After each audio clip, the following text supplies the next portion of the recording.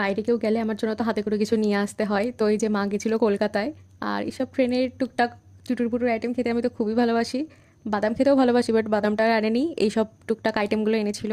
তো এগুলো আমি আবার লাড্ডুকে দেখাচ্ছিলাম, খাবি খাবি, তো ও আর কিছু বুঝতে পারছিল না, শুকে শুকে দেখছিল। ওকে খানিকক্ষণ বিরক্ত করার পর তারপর এর সাথে এনেছিল লিচুও। তো এবছরে আমার প্রথম লিচু খাওয়া হচ্ছে আজকে। তো আমি তো এই লিচুগুলো নিয়ে খুবই এক্সাইটেড ছিলাম, আমার পছন্দের ফল হচ্ছে লিচু। তো ওই জন্য একটু বেশি আনন্দিত হয়েছিলাম। আর সাথে সিমুই করে এনেছিল, আর সকালে টিফিনটা করা হয়নি বলে বড় বড় দুটো নান পরোটার তরকারি এনেছিল, তার সাথে সিমুইটাও খেয়েছিলাম। সেগুলো খেয়ে দিয়ে গেছিলাম রান্না করতে। আজকে যেহেতু আমি বাড়ি আছি সেই জন্য ভাবলাম আমিই রান্না করি। তো আজকে করেছিলাম এই চিকেনের ঝোল, আর টুকটাক দুটো তরকারির আইটেম করেছিলাম, সেগুলো আর তোমাদের সাথে শেয়ার করা হয়নি। দিয়ে খেয়ে দিয়ে বিকেলে বসে একটু বাইরের পরিবেশটা এনজয় করছিলাম। ওয়েদারটা তো খুবই ভালো ছিল, যদিও সকালের পর থেকে আর বৃষ্টি হয়নি, আর এই বৃষ্টির কারণে আমি কলেজ যাইনি। আর মা কলকাতা থেকে আসার সময় আরও টুকটাক কিছু জিনিস এনেছে, সেগুলো তোমাদের সাথে আমি নেক্সট ভিডিওতে শেয়ার করবো। দেন বিকেলবেলা দুটো কুকিজ খেয়েছিলাম। তো দ্যাটস ইট ফর টুডে। ভিডিওটা ভালো লাগলে লাইক কমেন্ট শেয়ার করে দিও। বাই।